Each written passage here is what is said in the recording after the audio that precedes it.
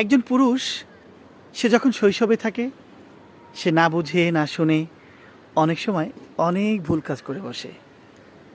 আর ঠিক তখনই প্রতিবেশীরা, বাবা মা, ভাই বোন তাকে হাসির ছলে, রাগের ছলে বারবার বলতে থাকে, তুমি কি কিছু বোঝো না, তুমি একটা গাধা। সেই পুরুষটা যখন শৈশব থেকে কৈশোরে যায় আর ক্লাসে যখন পড়া ফাঁকি দেয়, তখন শিক্ষক শিক্ষিকারা বলতে থাকে, তুমি কি কিচ্ছু বোঝো না, তুমি আসলে একটা গাধা। পুরুষ যখন ধীরে ধীরে বড় হয়ে যায়, বিয়ে শাদী করে ফেলে, তখন সংসারের চাপে পুরুষ না বুঝে তার নিজের মতো ছুটতে থাকে।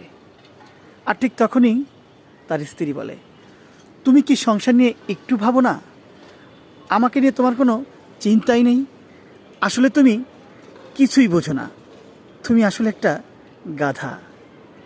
পুরুষ যখন বৃদ্ধ হয়ে যায় তখন নাতি নাতনিরা তাকে হাসির ছলে, রাগের ছলে বলে, দাদা তুমি আসলে একটা গাধা, তুমি কিচ্ছু বোঝো না।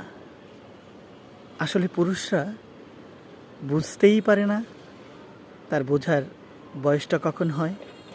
এই হচ্ছে আমাদের সমাজের পুরুষেরা। ধন্যবাদ সবাইকে, ভালোবাসা, অবিরাম।